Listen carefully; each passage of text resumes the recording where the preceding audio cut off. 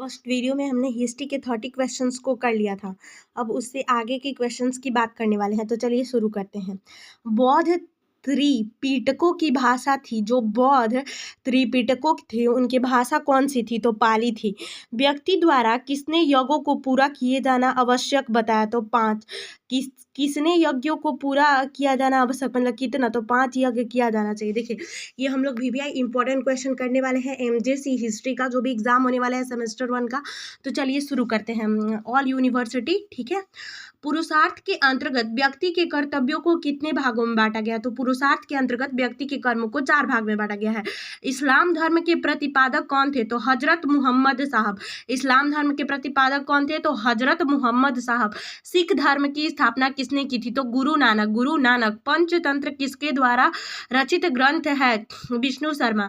किसने नगर योजना के सिद्धांत दिए हैं? स्कंद पुराण। किसने नगर योजना के सिद्धांत दिए हैं? स्कंद पुराण।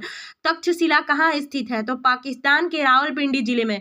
किसने वर्तमान में वाराणसी के नाम से जाना जाता है? तो काशी। कहाँ एक बौद्ध विहार की स्थापना गुप्तकालीन शासक कुमारगुप्त ने की थी? नालंदा। आधुनिक बिहार के भागलपुर जिले के सुल्तानगंज में कौन सा विश्वविद्यालय स्थित था? तो विक्रमशिला।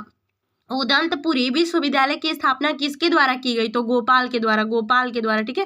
रामायण के रचयिता कौन है? तो वाल्मीकि। रामायण कितने खंडों में विभाजित है? 7। राम ने पिता की आज्ञा अनुसार कितने वर्ष का वनवास किया था? तो 14।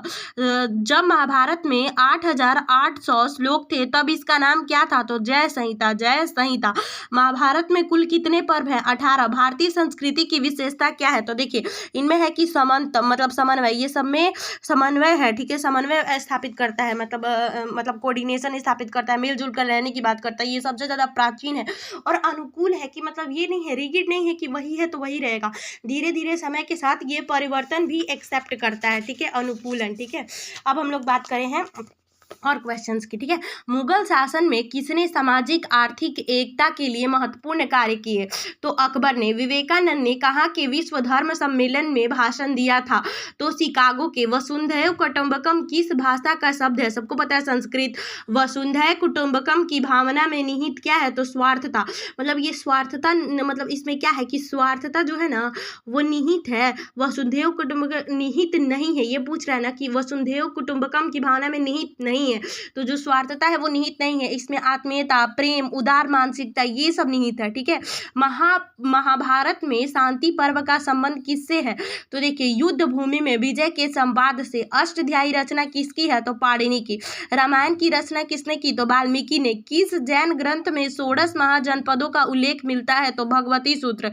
किस बौद्ध ग्रंथ में 16 महाजनपदों का नाम मिलता है? तो अंगुत्तर निकाय। अंगुत्तर निकाय। प्राचीन समय में कौन सी शासन प्रणाली प्रचलित थी? तो उक्त सभी। देखिए, राजतंत्र, गणतंत्र, कुलतंत्र, क्योंकि प्राचीन समय में हम लोग को याद है कि वैशाली में गणतंत्र था, फिर कुलीन तंत्र भी था, राजतंत्र भी था। हर्यक वंश के सम्राट बिंबिसार की पत्नी का क्या नाम था? कौन थी पत्नी? एक, बहुत सारी पत्नी होती थी, तो कौशल देवी, चेलना, खेमा, सभी उनकी पत्नियां, तीनों उनकी पत्नियां थी। कौन सा शासक अपने पिता की हत्या करके सम्राट बन गया? तो अजात शत्रु और उदयदिन। अपने पिता का ही हत्या करके वो लोग सम्राट बन गया था, तो अजात शत्रु और उदयदिन। पाटलिपुत्र नगर की स्थापना किसने किया था? तो उदय ने, ठीक है। किस शासक ने व्यजी संघ के साथ रथ, मूसल एवं महाशिला कंटक हथियारों का प्रयोग किया था? तो अजात शत्रु। छंद सूत्र किसकी रचना है? तो पिंगल की, ठीक है ना। अरब देशों ने शून्य का प्रयोग कब मिला? तो 1873 ईस्वी में अरब देशों में शून्य का प्रयोग चालू हो गया था। परमाणुवाद का संस्थापक कौन है? तो महर्षि कणाद। महर्षि कणाद को परमाणुवाद का संस्थापक, जैसे कि आप साइंस में पढ़िएगा तो ये लोग बोलते हैं कि डाल्टन वल्टन, लेकिन सबसे पहले कणाद, महर्षि कणाद ने ही स्थापित किया था। 9th क्लास का साइंस का बुक में भी आपने पढ़ा होगा, ठीक है। रत्न सागर किसकी रचना है? तो रत्न सागर नागार्जुन की रचना है। सोना प्राप्त करने के कारण सिंधु को क्या कहा गया है? तो सोना प्राप्त करने के कारण हिरणमयी।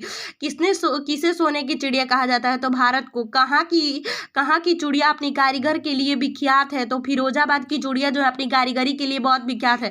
किसमें लोहे के लिए श्यामा या कृष्ण अय शब्द का प्रयोग किया जाता है? तो अथर्ववेद में लोहे के लिए श्याम या कृष्ण अयस्क शब्द का प्रयोग किया जाता है। अथर्ववेद। इंपॉर्टेंट क्वेश्चन हो चुका है, अगले वीडियो में और चर्चा करेंगे। Thank you. Like, share, subscribe. Important question for the semester 1 exam, MJC history. Thank you so much.